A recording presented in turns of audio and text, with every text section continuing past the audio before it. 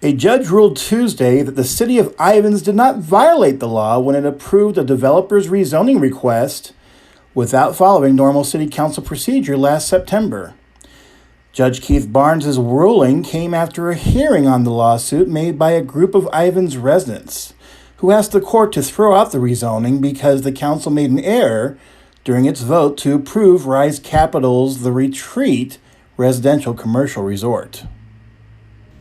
The petitioners argue that a defect in procedure mandates reversal, but they have not convinced this court to establish a reasonable likelihood that this technical defect changed the outcome of the proceeding.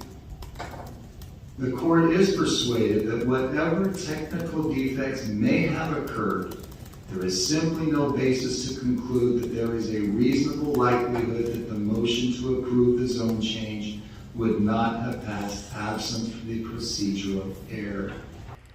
After the hearing, attorney Jeff Mills, representing Rise Capital, said that ultimately the people of Ivins did win the case. The people did win. I think that there's always an individual when you're talking about a whole city that, or even a group of individuals that don't agree with a city council decision. But on the whole, I think they made the decision in the best interest of the city.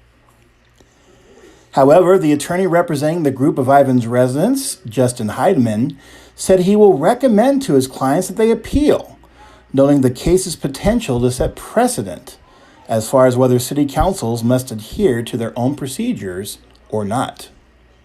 There are no prior precedents in the state of Utah on this issue. There are very few precedent on this issue in the United States. And so it would surprise me greatly if this is not an issue that the Court of Appeals would be interested in. Earlier during his opening argument, Heidelman said it was more than decorum that the Ivins City Council violated when it approved the rezoning after the approval already failed once in the same meeting on September 1st. And what it says is when the chair comes out and says the question has been called and the vote has been tabulated, you can't change it. Attorney Brian Pattison, representing Ivins City, rebutted that Utah law states city council procedures are just to guide decorum, not legislation. What we're dealing with are simply rules of decorum and procedure. In fact, Mr. Heidemann read a lot of them. What he didn't read is the very first one. It talks about the purpose of these rules. It's 206-101. What does it say? These rules of order and procedure are designed and adopted for the purpose of providing guidance and direction to members of the City Council in public meetings. Guidance and direction.